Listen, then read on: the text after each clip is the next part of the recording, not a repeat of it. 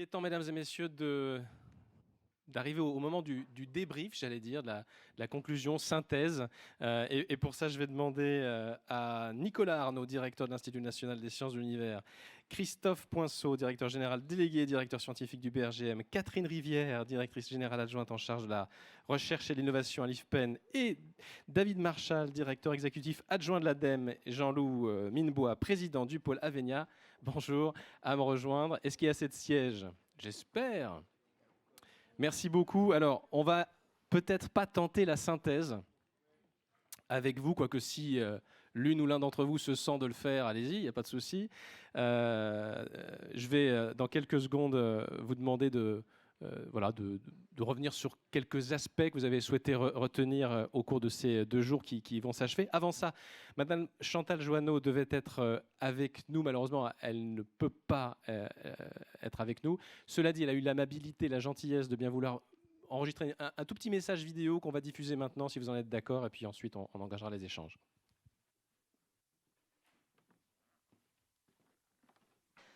Pour conclure ces échanges, et surtout au regard de la table ronde qui s'est tenue ce matin, il me semble que ce qui est très intéressant, c'est d'essayer de remettre un petit peu les choses dans l'ordre. C'est vrai que le sous-sol, en général, quand on y pense, en tout cas quand on est un politique ou quand on n'est pas un expert du sujet, apparaît justement comme un sujet extrêmement technique, un sujet réservé à des experts qui n'engagent pas un débat politique.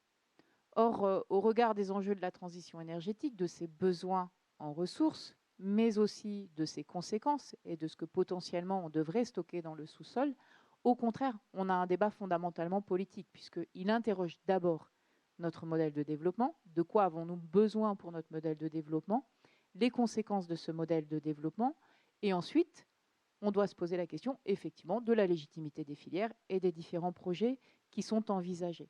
Et donc, il serait vraiment intéressant que les expertes et les experts de ce débat puissent s'en saisir, puissent le porter devant le politique en général et sur la place publique pour que la population puisse en comprendre l'ensemble des enjeux. Et je pense que c'est le véritable défi à l'issue de ces tables rondes, à l'issue de ces échanges, de pouvoir sortir ce débat de cette salle pour en faire un véritable débat politique. Et donc, il me revient maintenant de passer la parole à Mathieu Roux pour organiser la dernière table ronde qui va conclure ces échanges. Écoutez, on a presque l'impression qu'on est en direct. Merci beaucoup, Chantal Joanneau, d'avoir pris le temps de faire cette petite communication, faire sortir ces débats de la salle pour effectivement que le public s'en saisisse. Ça va être un des enjeux sur lesquels on va revenir. On va prendre voilà, peut-être trois quarts d'heure, 1 heure maximum pour revenir sur les temps forts, j'allais dire, de ces 2 journées. Peut-être une question très très ouverte pour commencer. Madame, messieurs, on peut peut-être commencer avec Monsieur Poinceau. Quel regard vous portez, de façon générale, là, sur ces 2 journées en termes de variété des échanges, de thématiques abordées Non, écoutez, on va vous donner un autre micro alors. Tenez, Monsieur Poinceau. Est-ce que ça marche? Attendez, là, ça va pas. 1, 2, 1, 2.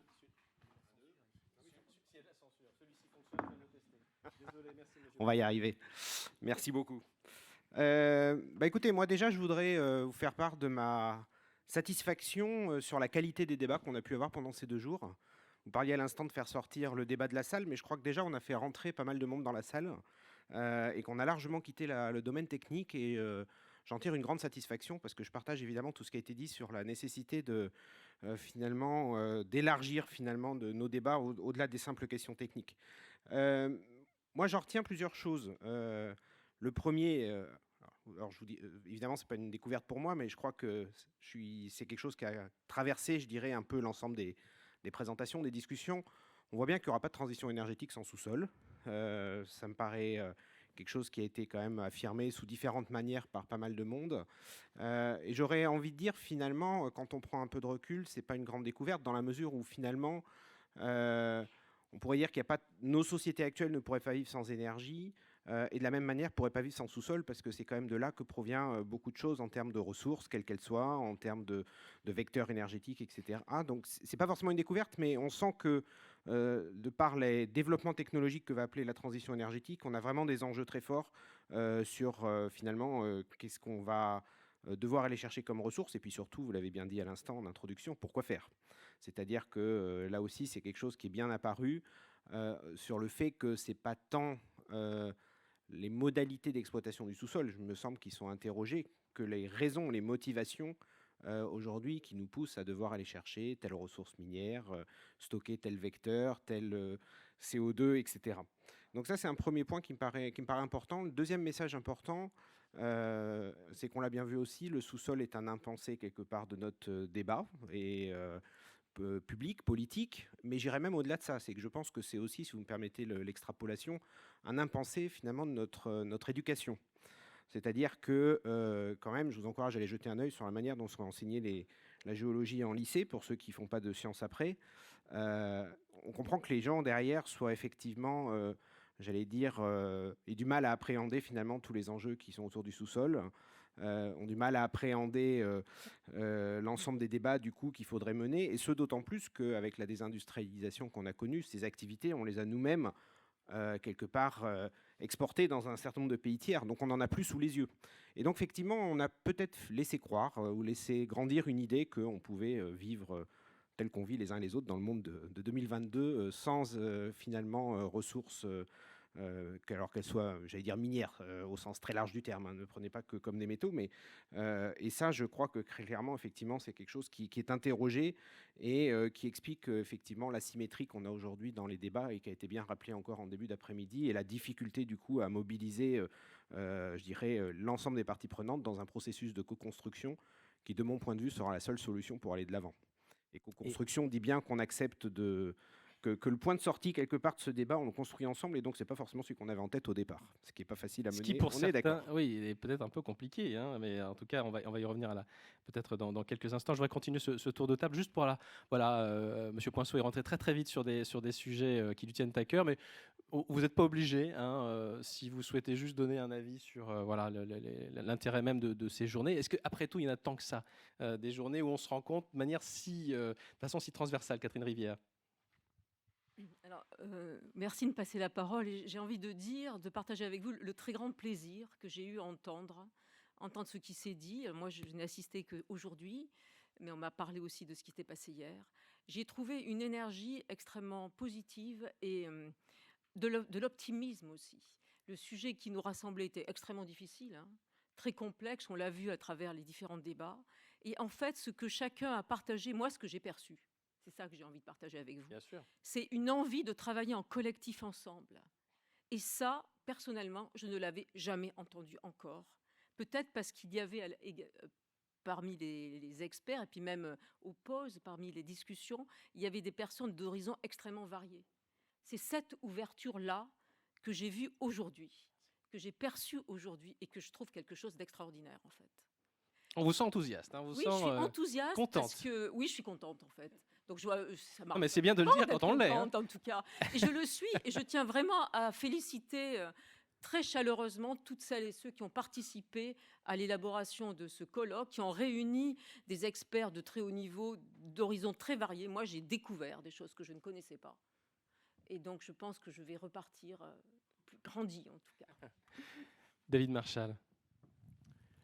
Bonjour. Un feedback à chaud. Bonjour à tous. Alors moi, je n'ai pas pu être là, mais Anne Varret, qui était présente précédemment, m'a fait un petit retour. Et je crois qu'effectivement, le sentiment qui ressort, c'est l'intérêt de travailler ensemble également et toutes les synergies qu'il doit y avoir autour de cette notion de sous-sol. Des synergies dont on a déjà amplement parlé sur le projet, par exemple, l'extraction de lithium, mais dont vous avez parlé plus tôt, mais également autour de la géothermie, où Philippe Laplège, qui était ici me donnait des exemples peut-être moins connus, mais sur les synergies qu'on peut avoir autour de la géothermie, sur les synergies entre eau potable et chauffage urbain, entre extraction minière et géothermie, et puis également entre pétrole tout simplement et géothermie, où on a dans certains cas de la valorisation de chaleur aussi associée à des activités de ce type.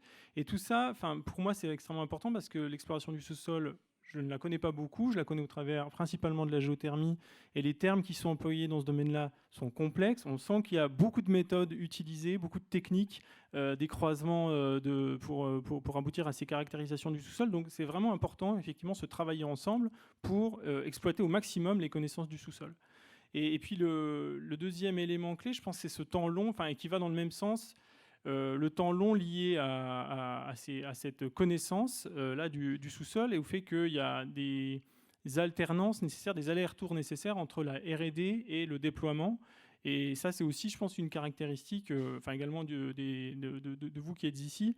Encore une fois, sur la géothermie, on sait qu'on a appris des premiers échecs dans le déploiement des puits géothermiques, on a relancé des programmes de R&D pour réussir aujourd'hui à ce que la géothermie en Ile-de-France, elle chauffe 7% des franciliens. Donc, voilà, c'est ce temps long et cette alternance entre du déploiement des technologies du sous-sol et de la R&D. Jean-Loup Minebois, pareil. Bon, on ne va pas refaire de redites sur ce qu'a dit, en particulier Catherine. C'est clair que le dynamisme de la filière et de nos filières est évident. Je pense que nos filières trouvent leur chemin vers la transition énergétique. Elles l'ont trouvé par elles-mêmes, soit individuellement en termes d'entreprise, soit collectivement. Et le mot du collectif est pour moi très clair. C'est ensemble qu'on va gagner, c'est pas tout seul. Cette force-là, elle se traduit par la création de filières. Moi, j'ai vu quelques exemples pour dire les filières du sous-sol, elles peinent à émerger. C'est pas vrai. Nos filières se mettent en place. Et elles se mettent en place en s'ouvrant. Quand on dit lithium, on ne voit pas comment faire une méga factory si on n'a pas regardé comment on la remplirait avec du lithium. On ne voit pas comment on va faire de la géothermie si on ne s'intéresse pas au réseau de chaleur. Et on ne va pas faire de stockage de CO2 si on ne travaille pas sur la capture. Alors pour nos métiers, c'est parfois un peu décoiffant parce que ce n'est pas des domaines d'activité qui nous étaient très quotidiens. Néanmoins, c'est comme ça que ça marche et c'est comme ça qu'on voit que ça se met en place. Notre question, c'est nos filières, elles sont là, notre dynamisme, ils sont là, notre volontarisme y est, nos opportunités sont là. Par contre, on peine à être audible dans un monde où on avait quasiment disparu du paysage. On a beaucoup parlé d'invisibilité relative. Donc on pourra en parler après. Mais voilà, donc pour moi, ce message, c'est votre dynamisme. Donc la victoire dans cette transition énergétique, on est indispensable. Et ce sera nous. Ce ne sera pas les autres qui la feront, c'est nous, les métiers du sous-sol, qui participeront. Je termine ce premier tour de table avec Nicolas Arnaud. Voilà pour... Alors, je pense que la première chose que j'aimerais mettre en avant, c'est finalement la capacité d'un collectif comme ça, quand on rassemble des cerveaux dans une salle, à aborder ensemble des systèmes qui sont extrêmement complexes. Parce que là, finalement, on est au cœur de ce qu'on appelle parfois le nexus entre, on va dire, climat, environnement et énergie. Et c'est une question extrêmement complexe. C'est une question où déjà mal nommer les choses commence à ajouter au malheur du monde dans ces questions-là. Et on voit bien que les scientifiques eux-mêmes peinent parfois, même en tant que spécialistes, à s'accorder sur la façon dont ils attaquent ces questions complexes. Donc la capacité comme ça d'une assistance rassemblée sur 2 jours parce qu'elle a un intérêt commun et parce qu'elle est porteur d'enjeux très différents, à co-construire déjà ensemble la connaissance et les termes que l'on utilise et prendre conscience à la fois de la complexité mais de notre capacité de tirer des fils dans cette pelote complexe, je trouve que c'est toujours une immense richesse qu'on a toujours tendance à sous-exploiter. Donc je m'associe évidemment à l'ensemble de tous ceux qui expriment là le besoin d'une co-construction et de faire que les questions de compréhension et d'acceptabilité, elles soient construites très en amont parce que c'est la seule façon de les construire. Parce que c'est effectivement pas l'acceptabilité d'une seule solution, comme le disait notre dernier intervenant, mais c'est la confiance faite à cet intellect collectif de construire de nouvelles solutions. Ça, c'est le premier élément que je retiens. Le deuxième élément qui me frappe également, c'est, je parlais tout à l'heure de Nexus, et notre collègue de l'ADEME en particulier en parlait, la façon dont sont couplées les ressources en énergie, les ressources en eau, les impacts des usages de l'un sur l'autre, nécessite forcément une approche systémique, et systémique au plus large, et également... Et je vais prendre plutôt l'aspect des porteurs d'enjeux scientifiques, que je peux en partie présenter là, comme mon collègue du BRGM, bien sûr. Ces enjeux-là supposent, y compris de la part des scientifiques, une capacité de travailler en transdisciplinarité absolument radicale, qui, même du point de vue des sciences, n'est pas toujours facile. Qu'est-ce qu'il faudrait pour la mettre en place? C'est une question que j'adresse peut-être aussi à M. Poinceau, pour travailler cette pluridisciplinarité, cette horizontalité, j'allais dire interdisciplinaire et peut-être interorganisme. Alors elle existe déjà, mais peut-être quelques mots. Je vois acquiescer Mme Catherine Rivière. Enfin, allez-y, hein, vous aurez le temps. Oui, moi je suis absolument d'accord avec ce que vous venez de dire. On a vu des choses, des sujets qui ont été posés de manière très ouverte, qui ont bien démontré l'interdisciplinarité entre toutes les questions posées. Et pour moi, ce qui est clair, c'est qu'il faut aussi, alors je le dis, il faut apprendre à travailler autrement, même au niveau français. Mais on fait comment? Parce que chaque organisme, on peut le comprendre, c'est complètement normal. Déjà, ça se vérifie à l'échelle scientifique, à l'échelle particulière du scientifique. Il est chacun dans son sillon, on est spécialiste forcément d'un domaine, donc on avance, etc. On n'a pas le temps déjà de parler parfois aux collègues du bureau d'en face. Alors, c'est vrai, mais à l'échelle d'organismes de recherche. Comme Madame Joanneau le disait, à un moment donné, il faut porter le débat au niveau politique. Il faut aussi qu'au niveau de nos organismes, des institutions que nous représentons, nous acceptions de porter les discussions à un niveau des directions générales. Donc moi, j'ai à côté de moi Christophe Poinceau du BRGM. Yves Penn et BRGM ont été souvent vus en concurrence. Je pense qu'on peut le dire. Dans le passé, oui. On veut aujourd'hui vraiment démontrer, travailler nos complémentarités. La France est un pays merveilleux, avec d'énormes ressources, mais un pays qui est quand même petit. Nous avons, à l'échelle de la planète, par rapport à d'autres pays qui ont beaucoup plus de moyens que nous. Donc moi, personnellement, je pense qu'il faut accepter de travailler ensemble, mais travailler vraiment ce qu'on a de complémentaire et poser les interfaces qui sont toujours difficiles à discuter.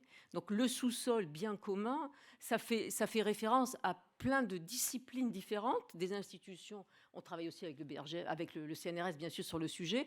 C'est oser mettre sur la table on est français, 1 + 1, il faut que ça fasse plus que 2.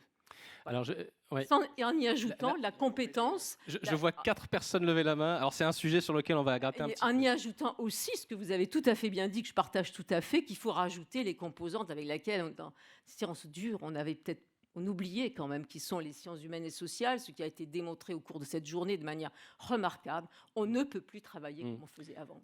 Alors, allez-y. Je veux bien continuer, si vous me permettez, effectivement. Donc, je m'associe totalement à ce qui vient d'être dit sur la nécessité de désiloter un peu notre mode de fonctionnement. Alors, c'est à la fois entre établissements, entre structures existantes. On sait que malheureusement, toute structure, quelle qu'elle soit, a tendance à créer on va dire de la viscosité à ses limites, quoi. Et puis, c'est également, je dirais, entre thématiques et d'élargir au-delà des simples sciences dures, parce que on le voit depuis ce matin. Développer les usages du sous-sol, développer les ressources du sous-sol, c'est certes une question technique, mais c'est aussi avant tout une question politique multifacette. Il faut être capable de traiter ça dans sa globalité. Et par rapport à ça, je voudrais donner 2 illustrations qui me paraissent porteuses d'avenir, je dirais, par rapport à ces questions.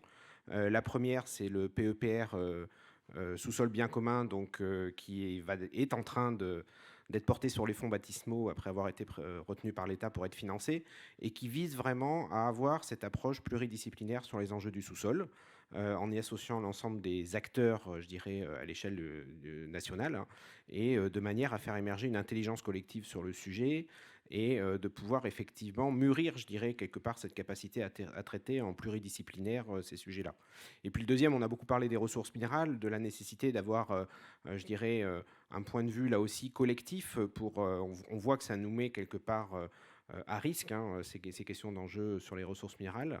Et donc, je profite de l'occasion pour mentionner qu'on est en train de mettre en place un observatoire national qui a vocation là aussi à rassembler les compétences, les expertises qui sont présentes en France, de manière à être capable de fournir au pouvoir public comme aux filières industrielles une analyse, je dirais, finalement la plus solide possible sur... je vais rebondir sur ce qui a été présenté dans la session ce matin, donc les différents scénarios possibles quelque part, et les besoins en matière qui en découlent, et puis surtout de pouvoir interroger leur viabilité, leur fiabilité et le réalisme finalement du storytelling qu'on peut parfois raconter. Oui, et alors justement, il y a une question de légitimité aussi. C'est l'une des premières notions fortes qui ont été abordées par vous, Nicolas Arnaud, au début de ce colloque. Penser légitimité de la filière. Alors ma question, elle est toute simple. Est-ce que les scientifiques sont légitimes eux-mêmes à discuter de la légitimité des filières, ou est-ce que c'est pas à ce niveau-là qu'il faut les situer? Question pas facile, et d'ailleurs pas du tout prévue. Pas plus que le reste, mais ça, c'est pas grave. Si, quand même. Par rapport à la légitimité, je crois que chacun doit rester j'allais dire, dans son couloir, entre guillemets. C'est-à-dire qu'il me paraît extrêmement important que les scientifiques travaillent entre eux pour porter un point de vue scientifique, rationnel, sur les différents fondements. L'aspect technique aussi. Sur des problématiques qu'on a gérées, sur leurs fondements techniques, etc. Après, ce qu'on voit clairement depuis 2 jours, c'est qu'en fait, il y a une question d'arbitrage derrière tout ça. Il y a une question de pondération entre différents points de vue. Et là, pour moi, on quitte le champ, je dirais, de l'approche scientifique, on rentre dans le champ du politique, on rentre dans le champ du débat public, du débat politique. Et là, effectivement, je dirais, c'est plus aux scientifiques de prendre la main. Il doit y avoir un relais quelque part par le débat au niveau de la société qui doit être pris. Oui, j'ai complété là-dessus. Je vais revenir sur un élément quand même qui me tient à cœur, qui est cette question de transdisciplinarité, parce que si c'était simple à faire, on le ferait. Il me semble qu'il y a un élément, il y a un premier élément important qui est d'arriver à nommer ensemble des objets transverses sur lesquels travailler. Hier j'employais volontairement la notion de zone critique, alors qu'il ne s'assimile pas totalement au sous-sol, mais l'idée est que, c'est ce que disait Christophe tout à l'heure, les sociétés humaines sont globalement construites sur une toute petite zone à la surface de la Terre qui rassemble l'ensemble des ressources nécessaires à leur vie, en carbone, en métal, en eau en particulier, en air puisque nous respirons, etc. Donc cette zone-là, que certains, par un anglicisme, appellent la zone critique, mais finalement le jeu de mots n'est pas mauvais, définissent finalement une zone dans laquelle, ou un objet qui est cette zone critique à la vie sur laquelle nous devons tous travailler. Ce qui est intéressant quand on parle de zone critique, ce n'est pas comme on parle de roches, d'eau, d'air, où immédiatement il y a une spéciation du scientifique qui rentre en compte. Lorsqu'on parle de zone critique, on est tous capables d'apporter une contribution à notre éclairage de cette question de la zone critique. Les géologues, les écologues, les sociologues ne vont pas éclairer la question de zone critique et donc de sous-sol de la même façon. Donc je trouve que déjà, redéfinir des objets d'étude qui sont naturellement déjà co-construits, co-définis ensemble, on revient à la notion de co-construction, elle est importante. Le deuxième point, c'est, je crois qu'il y a, et Christophe citait le PEPR sous-sol, qui me semble évidemment un excellent exemple, il y a une question de courage, y compris à l'échelle de nos organismes, de courage politique et managérial, pour décider qu'à un moment, on dépasse les limites et les peurs légitimes ou illégitimes de chaque acteur. Et sur la question du PEPR sous-sol, il y a un certain nombre d'engagements courageux. Il y a le fait que, oui, on veut travailler ensemble sur le sous-sol et on accepte d'y travailler en sachant que les uns et les autres, on y a des intérêts et des apports différents et qu'on va essayer de tous les respecter, mais qu'on va faire des choix parce qu'on ne peut pas tout traiter. Il y a le choix de co-construire un PEPR avec immédiatement des questions qui sont des questions de sciences humaines et sociales, par exemple, et de les construire immédiatement avec un certain nombre de collègues, dont beaucoup sont dans la salle ici, et j'en suis ravi, en disant oui, cette question, elle est fondamentale, et on ne va pas faire semblant, nous, par exemple, géologues, de savoir traiter des questions de sciences humaines et sociales. On va se dire que c'est important, mais derrière, comment elle est construite par les personnes qui font des sciences humaines et sociales. Et ça suppose un certain nombre de prises quand même de décisions et de courage qui me semble, sur un objet comme le PEPR sous-sol, avoir été fait, avoir été assumé, d'ailleurs avoir été entendu par la puissance publique qui a décidé de le financer. C'est d'ailleurs un des PEPR les plus financés. C'est donc l'idée que vraisemblablement, ça, quand même, cette idée, elle a porté, et la construction a porté. Vous vouliez réagir, Jean-Louis Minebois, à plusieurs questions? Non, simplement pour compléter, oui, il y a des blocages qui sont liés aux organismes et qui font qu'à un moment donné, il faut accepter de transcender les enjeux stratégiques et patrimoniaux de chaque entreprise ou organisme pour accepter de travailler ensemble. Mais il faut bien accepter l'idée que travailler en silo, c'est le plus confortable pour les gens. On parle entre nous de nos sujets et on les connaît bien. Donc quoi qu'on fasse, la logique de retravailler en silo va se réimposer naturellement, même si on change d'organisation et de structure. Et il y a des tas de projets où des managements ont décidé de travailler en partenariat avec d'autres, et ça n'a pas marché. Parce que les gens qui sont faits de chair et de sang en dessous et qui gèrent ça, eh bien, ils ne sont pas prêts dans leur tête à partager. Question toute simple, on met comment en musique cette conversation Confiance. dans la continuité. Confiance. Oui, j'ai entendu beaucoup parler de Non, mais le mot de clé, c'est confiance. ça. mais C'est construire une ouverture d'esprit pour dire je vais m'engager dans une voie qui est inconfortable, d'aller discuter avec quelqu'un que je ne connais pas bien sur un sujet que je ne connais pas bien pour partager. Et cette étape-là, qui est une étape de petits pas, elle ne se décrète pas. Elle se construit par la rencontre, par la discussion. C'est quoi? C'est des lieux, c'est d'autres événements comme ceux-ci? C'est le en café, interface, tout ça. le café collectif où des gens qui n'ont pas l'habitude de se voir se rencontrent et discutent. C'est aussi important d'écouter ce que disent les gens, les sachants, que d'aller discuter ensemble à la pause pour échanger une carte de visite et dire « Ah, mais vous travaillez là-dedans, vous avez dit quelque chose qui m'intéresse ou je ne suis pas d'accord avec vous ». C'est la création d'un climat d'échange et de confiance qui permet que les équipes à qui on va demander de travailler ensemble, la mayonnaise prend. La deuxième question, on l'a déjà dit, et je m'arrêterai là, c'est de dire, il y a les scientifiques, il y a les ingénieurs, et il y a les parties prenantes non techniques qui sont autour de nous. Déjà, la relation entre un ingénieur et un scientifique n'est pas des plus aisées. Le nombre de fois qu'un ingénieur écoute un scientifique lui proposer un projet super génial, le regarde les yeux ronds en disant « mais ça ne va pas être possible ». Et quand moi, ingénieur, je me tourne vers une partie prenante avec mon projet et mon classeur en lui expliquant que j'ai tout compris, que je vais lui expliquer que 1 + 1 = 2, je vois bien dans son regard que ça ne va pas le faire. Donc là aussi, accepter de s'ouvrir à l'autre. Et là, il faut se faire aider. Donc on a dit les sciences sociales, oui. L'ingénieur, il a été peut-être un peu trop arrogant. Et dans sa relation avec l'autre, il doit accepter le fait qu'il doit se faire aider. Et il y a des outils pour s'ouvrir aux autres. Et les doubles compétences, par exemple, sont des choses extrêmement utiles. Quelqu'un qui a un cursus technique et un cursus sciences sociales. Donc il faut accepter le fait qu'il y a des contraintes, qu'il y a des verrous et que les silos se remettront en place systématiquement. Donc il faut lutter en permanence et construire ce collectif et l'accompagner continuellement, que ce soit en interne des entreprises, en interne dans les associations, mais aussi avec les parties prenantes.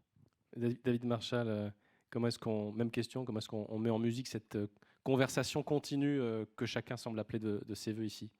Et je crois que c'est vrai que sur plein de sujets liés à la transition, on a essayé de faire le vrai du faux, nous à l'ADEME, de sortir par le haut, de faire des vérifications, vous savez, hein, le check, là, comme on voit aux infos, on a vérifié, on a été chercher, c'est ça la vérité. Donc ça, c'est de la communication à destination du grand public, entre guillemets. Oui, mais en fait, aujourd'hui, ça marche plus trop, ça, parce qu'en fait, il y a tellement de débordements, hein, de vrai, de faux dans tous les sens, que c'est compliqué. Donc après, quel est le rôle des scientifiques par rapport à ça ? Sur certains sujets, à l'ADEME, on a mandaté des expertises collectives. Je trouve que c'est un dispositif assez intéressant. Ça a été fait, celles qui me viennent en tête, c'est avec INRAE notamment, sur des sujets en lien avec l'élevage, ou plus récemment, je crois, avec les coupes rases, où finalement, on fait travailler ensemble des scientifiques de divers horizons sur un sujet donné, pour sûrement mettre en lumière ces consensus et dissensus scientifiques. Ça, c'est déjà une première étape. Les choses sur lesquelles on est d'accord, les choses sur lesquelles on n'est pas d'accord. Et sur des sujets, comme je viens de citer, hein, l'élevage, finalement, on voit on a pu voir que ça partait déjà sur un champ assez large du point de vue scientifique. Puis après, il y a comment on porte ça et comment on fait en sorte que ces projets ils puissent voir le jour. Moi, je retiens ce qui a été dit tout à l'heure, c'est la question... L'acceptabilité, c'est finalement plus le bon terme. L'acceptabilité, ça sous-entend qu'on fait avaler quelque chose à quelqu'un. Et le sujet, c'est l'appropriation. Et comment les territoires, en plus des citoyens, mais les territoires, les collectivités aussi, s'approprient les projets et ont leur mot à dire.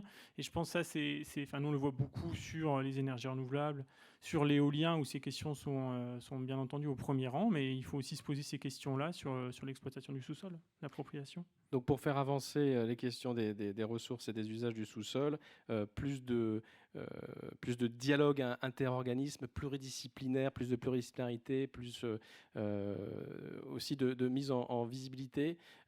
Comment est-ce qu'on fait pour, comment dirais-je, s'adresser différemment au public? Là, j'essaye de déporter le regard quand il s'agit peut-être de parler à quelqu'un comme moi, tiens, par exemple, qui n'est pas spécialiste du tout de ces sujets. Quels sont les bons canaux? Est-ce qu'il y a une réflexion qu'il faut engager là-dessus, dans la manière de s'adresser au grand public? Faut-il faire, je sais pas, j'ai n'importe quoi, une fête de la science spéciale géothermie? Qu'est-ce qu'il faut imaginer ? Je continue juste une minute par rapport à ça, parce que sur cette question de comment on fait réaliser effectivement au grand public les enjeux et d'assumer des choix qui auront forcément des impacts sur les paysages, sur des choses. Voilà, comment, parce que je pense que la question d'installer une éolienne, c'est un peu la même question que celle d'installer une mine. Il va y avoir des oppositions, c'est certain, il y aura des impacts. Et donc la grande question, c'est de faire en sorte que les gens arrivent à se projeter, arrivent à comprendre les enjeux. Et là-dessus, la prospective, vous avez eu une session prospective tout à l'heure, elle a un rôle indispensable. Nous, on y a beaucoup travaillé ces 2 années passées, au travers de Transition 2050, qui est donc 4 scénarios de prospective pour atteindre la neutralité carbone. Et on a bâti ces scénarios autour de récits. Enfin, on a essayé de faire en sorte que ces scénarios ne soient pas des scénarios trop techniques, mais qui puissent parler à tout un chacun autour de récits de société. Alors ça n'empêche pas après qu'une fois qu'on a fait ces récits de société, il faut essayer de les qualifier en termes d'impact. On a 4 scénarios très variés en termes de société 2050. Ça va du très low-tech au très techno-push.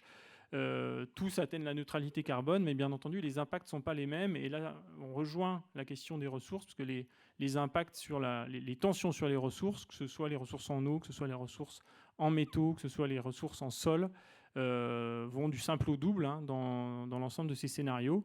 Donc là, ça facilite peut-être aussi les choix que le grand public doit faire. Monsieur Poinceau. Oui, moi, ce que je voulais rajouter, 2 points qui me paraissent importants. Donc, le premier, c'est qu'aujourd'hui, les établissements de recherche, quels qu'ils soient, ont vraiment un investissement croissant sur tout ce qu'on appelle la médiation scientifique. C'est-à-dire vraiment, comme le dit le ministère, la science avec et pour la société. C'est-à-dire comment est-ce qu'on peut à la fois mettre de l'information à disposition, mais il ne suffit pas que cette information soit à disposition. Encore faut-il que le public soit capable de s'en saisir, de comprendre ce qu'il y a derrière. Donc il y a aussi une implication croissante, je pense, des chercheurs au travers de conférences, au travers de tout ce qu'on peut imaginer en termes d'outils de communication pour vraiment diffuser le savoir sous forme simple, sous forme accessible, et de manière à ce que les citoyens autour de nous puissent se saisir de ces questions, puissent construire leur propre jugement et leur propre appréciation. Donc ça, c'est le premier point. Le deuxième point, c'est que au travers des questions qu'on débat, il y a un autre point qui me paraît important, c'est que finalement, on a des enjeux globaux, nationaux, par exemple la transition énergétique, qui vont avoir potentiellement des impacts locaux. Par exemple, je fais une mine dans tel ou tel site, ou je mets une éolienne, ou enfin peu importe. Et donc clairement, on a une vraie question sur l'articulation globale nationale, qui pour le coup rejoint un peu ce qu'on a débattu tout à l'heure autour du contrat social. C'est-à-dire que quand en local, finalement, on critique le besoin de faire telle ou telle installation, quelque part, le questionnement qui est adressé, c'est savoir c'est quoi la finalité, et donc c'est quoi quelque part derrière le contrat social qui justifie qu'on vienne faire un impact local. Et donc je crois que vraiment il faut qu'on travaille beaucoup sur ces 2 sujets qui seront de mon point de vue de nature quelque part à permettre d'ouvrir ou de faire rentrer, plutôt je vais l'exprimer différemment, de faire rentrer le sous-sol dans le débat politique, puisqu'on a dit que pour le moment il y était singulièrement absent. Catherine Rivière, ensuite Jean-Loup Minebois sur cette question. Moi je crois qu'on a vu tout au long des 2 jours qu'il y a une question de temps, de durée et de temps long. Moi, je pense qu'il faut aussi travailler au niveau de la formation des étudiants, dans les lycées, dans les écoles, et que ça commence, même si c'est pas pour demain, si c'est pas pour tout de suite, ça forme les dirigeants de demain. Alors c'est intéressant ce que vous dites, parce que tout le monde n'a pas eu le même point de vue sur cette question. Certains considéraient que la formation, ça va. Non, mais on parle de sensibilisation à des formations, pas faire des experts techniques, de sensibilisation, comme cela a été dit par mes collègues, là, c'est ça qui est compliqué quand même. C'est sensibiliser à des problèmes de manière simple, à des problèmes. Le sous-sol, qu'est-ce que vous prenez un jeune, le sous-sol, ça lui dit quoi, par exemple ? Pas grand-chose. Concrètement. Donc je pense que c'est ce type de sensibilisation aussi qui est tout à fait essentiel, parce qu'on veut changer, on s'inscrit dans des temps longs, on veut changer le monde de demain. Une question qui me vient à l'esprit, est-ce que dans vos organismes, à un niveau ou à un autre, on discute de la pertinence de l'expression sous-sol ? Pourrait-elle être remplacée par une autre notion, un autre vocable, je ne sais pas là, qui serait à la fois aussi précis et en même temps... Moi, je peux dire, partager l'expérience d'IFPEN. On a une école qui s'appelle IFP School. Le P de IFPEN, c'était pétrole. Donc, on a on a oublié on a un petit peu oublié le pétrole. Hein, donc, je vois la responsable de la formation Girosources qui est en face de moi, là. Donc, on s'est quand même posé la question d'être attractif pour les jeunes d'aujourd'hui avec d'autres mots, quand même. Hein. Donc, cette question-là, on se l'est posée. Alors, je ne sais pas s'il y a sous-sol dans les formations qui vont venir, mais en tout cas, on se la pose, la question. On est obligé de se la poser. Si on veut avoir des jeunes qui suivent nos cursus de formation, on est obligé de parler comme eux, tout simplement. Vous vouliez intervenir, Monsieur Minbo? Alors moi, j'adhère parfaitement à l'idée que des formations scientifiques, elles existent dans nos métiers. Il y a de superbes écoles. La question pour nous, c'est comment attirer ensuite les talents. Et là, les jeunes, ils sont critiques vis-à-vis de nous, comme la société d'ailleurs, quand on s'adresse à la société. Parce que moi, quand je suis citoyen, il est clair que quand je passe à côté d'un tunnel et qu'on a laissé un gros terril de déblai avec un peu de béton qui traîne au-dessus, je ne trouve pas ça très joli. Lorsque je longe une friche industrielle et je vois qu'on a abandonné des bâtiments depuis 30 ans et les gens qui habitent là, ils voient cette ruine. Voilà.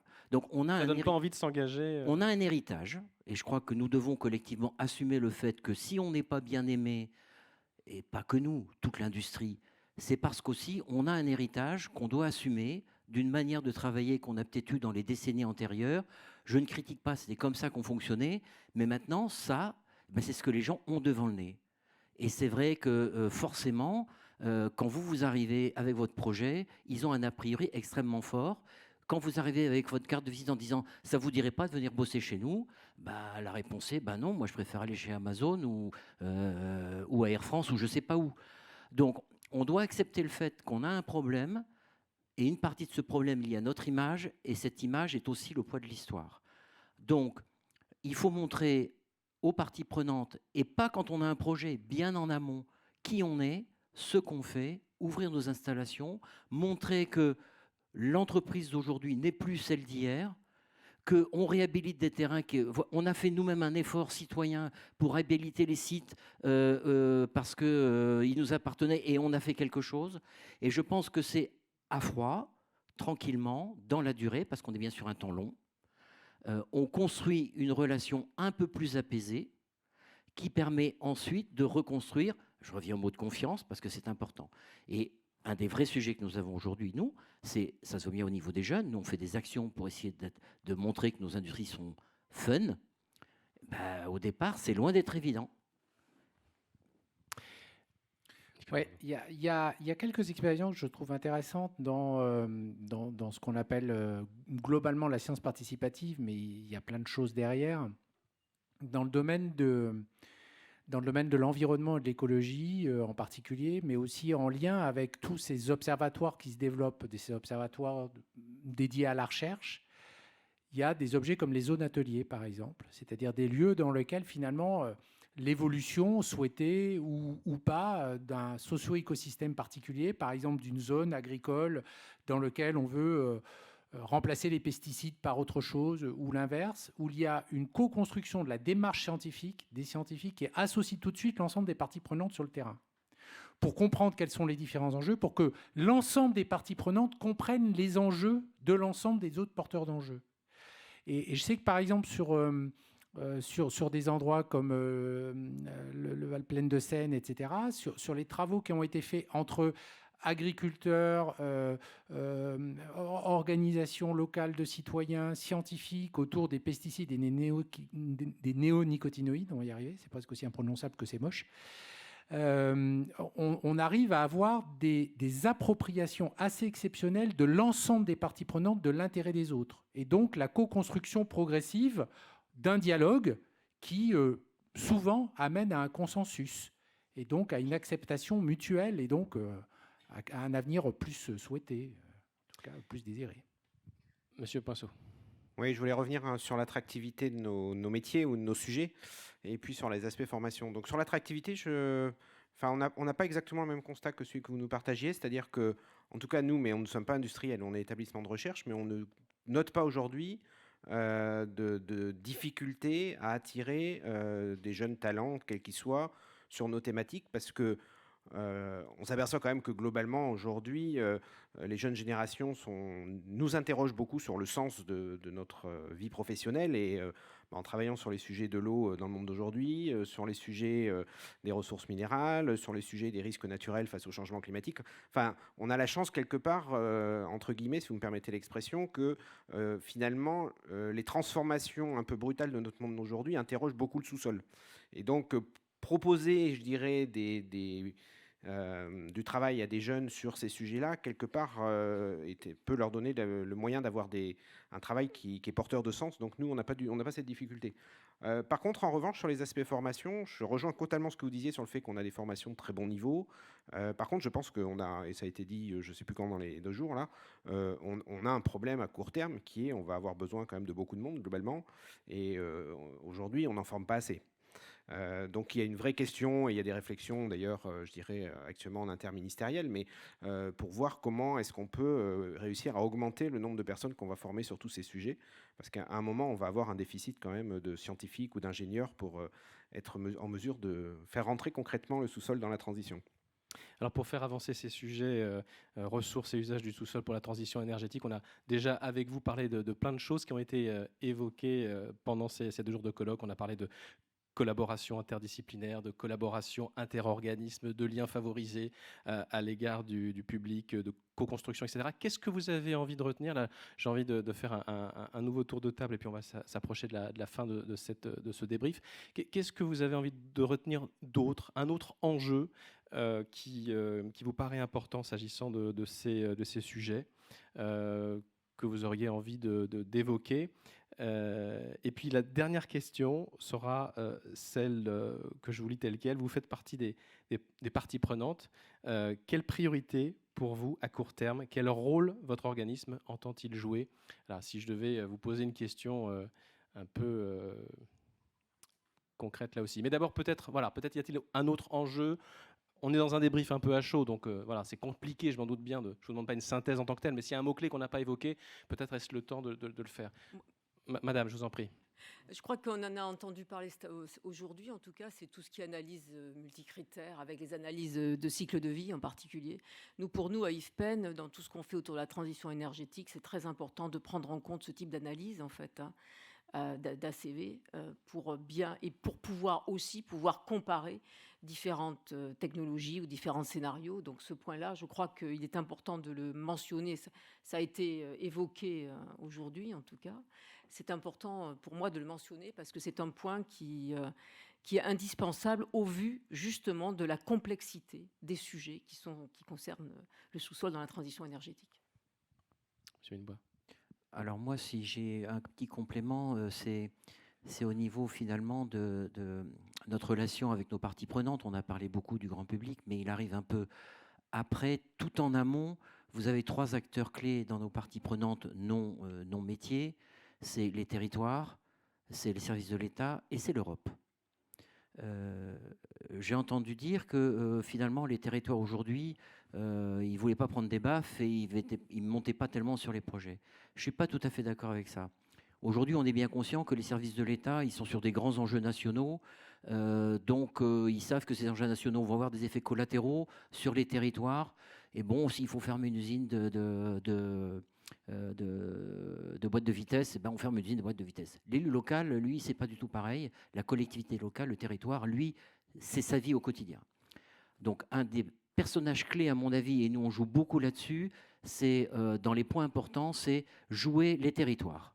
Parce que les territoires mettent en place des politiques industrielles, sont au fait de leur situation économique, ont besoin de trouver de nouvelles opportunités, de nouveaux emplois, de nouvelles richesses, et elles voient dans nos métiers, dans nos filières, des choses intéressantes pour leur permettre d'avancer. Et nous, je trouve que nous avons des régions qui sont clairement à nos côtés sur des filières, même des filières compliquées comme le CO2 et l'idée de stocker du CO2, et qui sont partenaires et même membres du board de ces projets. Donc ça veut dire qu'ils peuvent y aller et ils en ont besoin. Pour eux, c'est important. Les services de l'État sont plus frileux, peut-être parce qu'on les bouscule un peu, peut-être, ils suivront un jour ou l'autre, mais ils ont bien des enjeux nationaux compliqués, chacun dans leur coin. Et puis l'Europe, elle a une vision beaucoup plus globale, largement au-dessus de tout ça, et finalement, elle traite d'une manière beaucoup plus pragmatique tous ces enjeux. Et nous disons simplement que dans la lisibilité de nos filières, puisqu'on en a parlé un moment, nous proposons de jouer, les territoires tout de suite sur les programmes, parce que c'est eux qui connaissent leurs parties prenantes, leur territoire, leurs contraintes, et l'Europe, parce que l'Europe, elle donne des signaux forts avec des programmes, des calls européens, et derrière des subventions qui peuvent être importantes, mais aussi une grande lisibilité. Et je dirais que c'est sur cette approche-là, projet industriel, territoire, Europe, on joue la carte, et notre message c'est celui-là, jouer la carte de nos filières pour qu'elles deviennent lisibles et qu'elles prennent corps. Voilà, c'est dit avec beaucoup de conviction.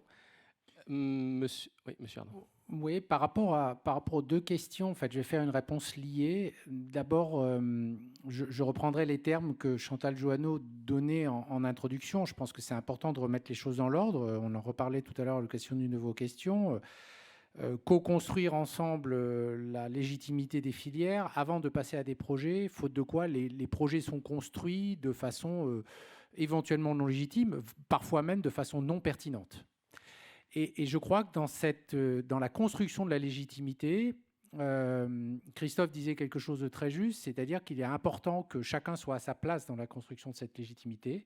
C'est-à-dire que le choix, finalement, est effectivement le choix du politique, mais en tant qu'en tout cas porteur d'enjeux, on va dire la construction scientifique au départ, je pense qu'on a une responsabilité très forte dans l'appui à la puissance publique pour qu'elle choisisse en toute connaissance de cause et qu'elle fasse ses choix.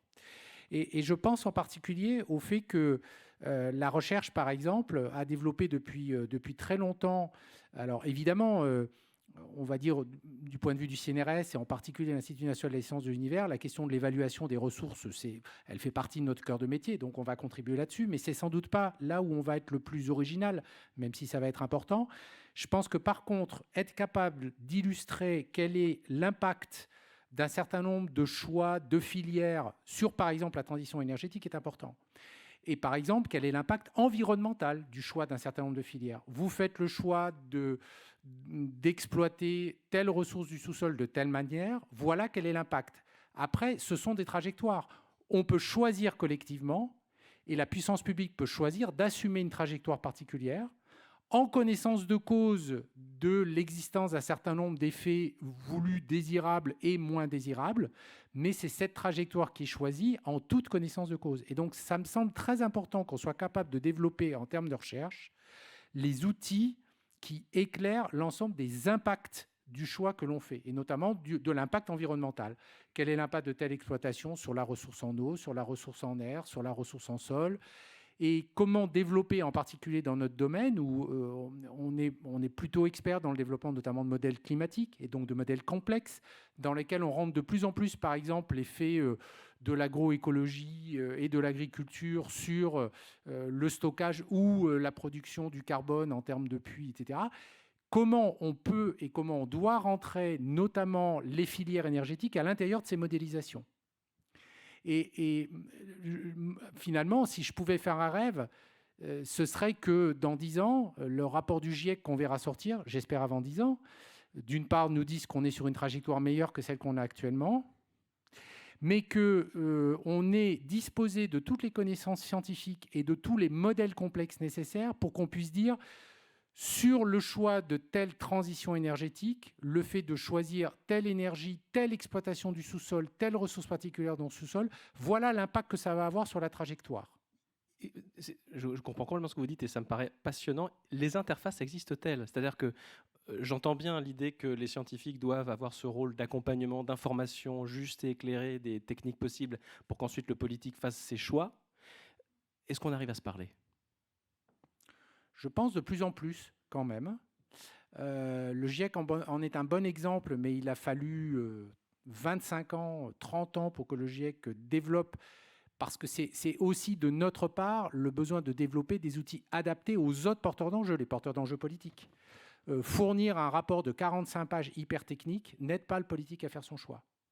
Par contre, avoir un résumé pour décideurs avec un certain nombre de grandes lignes pour montrer quelles sont les trajectoires, ça aide. Et je pense que là-dessus, par exemple, le GIEC a été démonstrateur d'un changement de pratique et d'adaptation qui est de notre responsabilité. Et après, il faut créer les lieux, effectivement, de rencontre avec le politique. Et il y a un certain nombre... Il y a un travail à faire là-dessus, Oui. peut-être, spécifique. Monsieur Poinceau, et puis on va s'approcher de la fin de cette table ronde. Ouais, je voulais revenir sur. Alors, c'est pas un sujet qui n'a pas été abordé, mais qui me paraît vraiment important. C'est la problématique du temps long et du hiatus qu'on a notamment entre finalement le temps politique, le temps de l'action politique, qui est un temps relativement court par rapport au temps de mise en œuvre de tous les sujets dont on parle. Parce que caractériser un milieu géologique, on en a parlé le premier jour, ça prend du temps. Parce que accéder dans le sous-sol, ça ne se fait pas comme ça. Et c'est des investissements complexes et là aussi qui prennent du temps. Les procédures environnementales aussi. Donc on a du coup une difficulté quelque part à mettre en cohérence ce qu'on peut raconter en termes de trajectoire, de narratif, avec la réalité de ce qui est accessible, je dirais, lié à la complexité de ce milieu.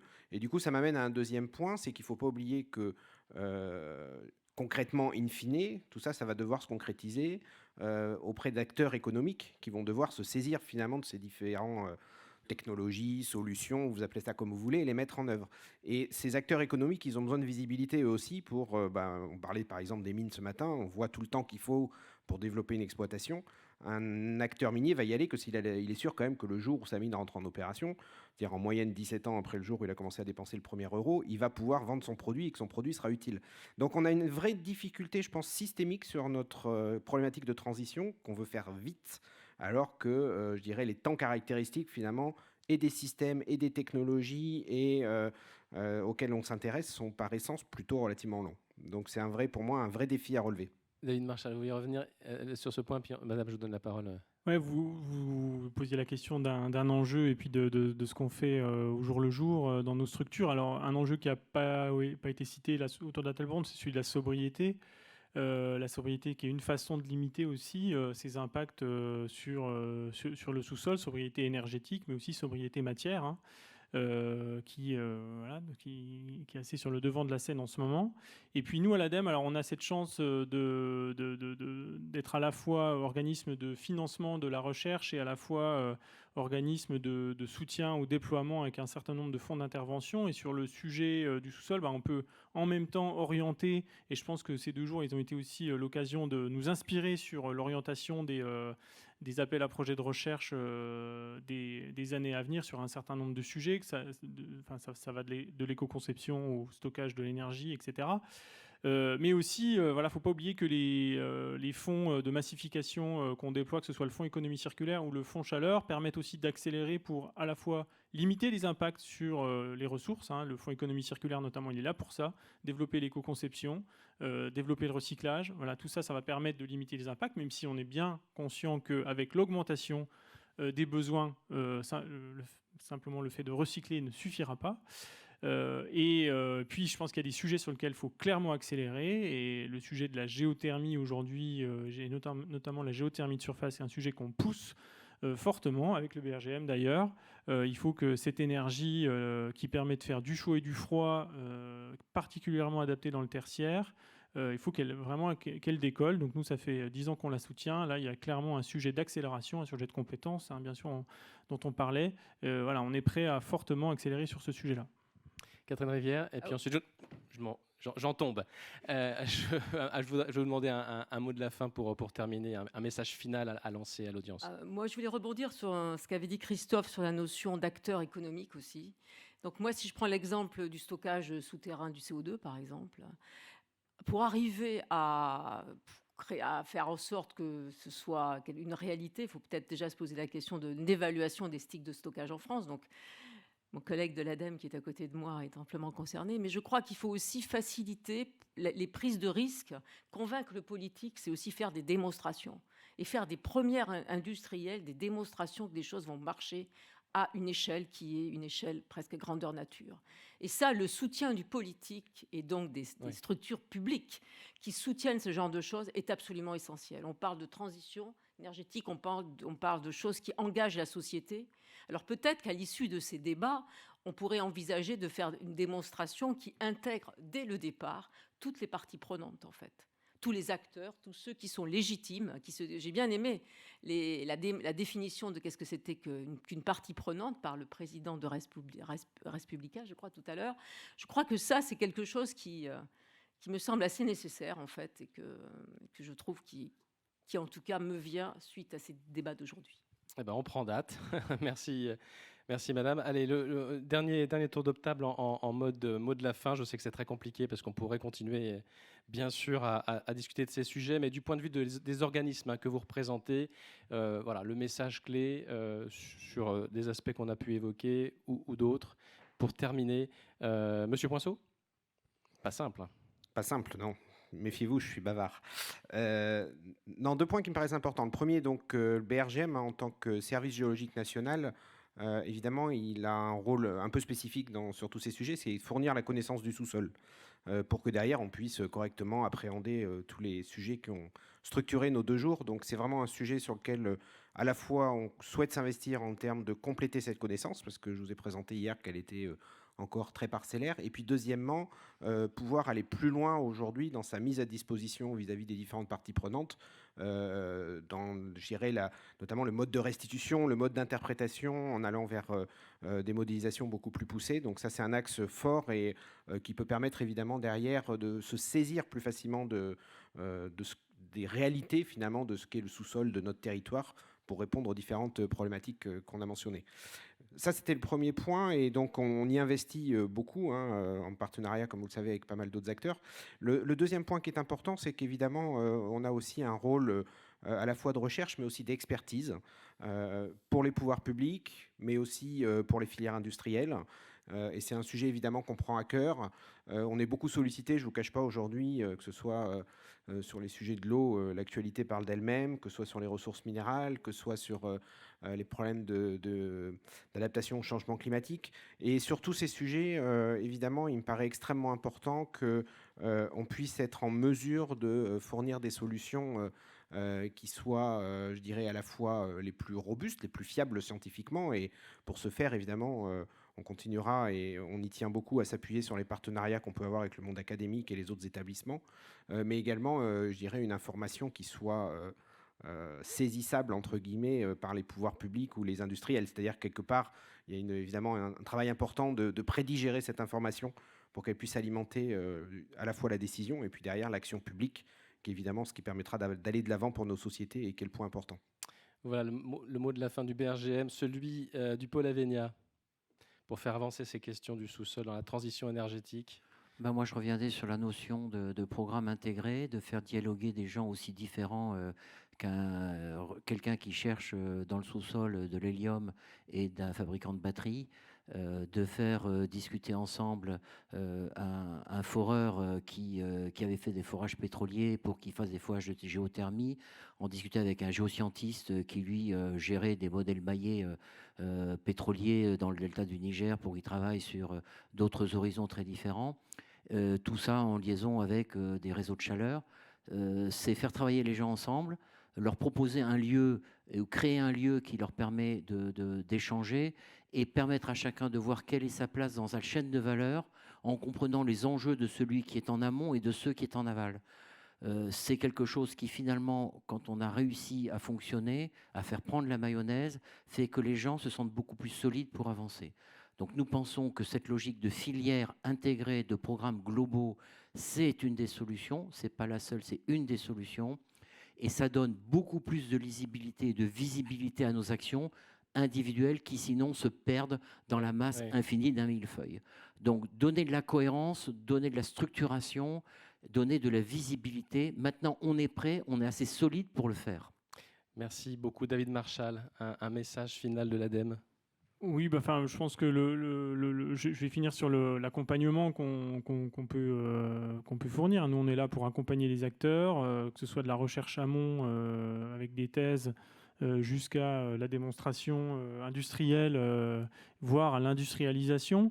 On a environ 30 millions par an pour soutenir des projets de recherche et des thèses à l'ADEME, et on est opérateur de l'État dans le cadre de France 2030 avec 10 milliards d'euros sur une quinzaine de programmes. Donc je pense que tout ça est là, et ces programmes ils ont été bâtis au travers de stratégies d'accélération thématiques qui ont cherché à justement englober les différents aspects industrialisation, déploiement, formation.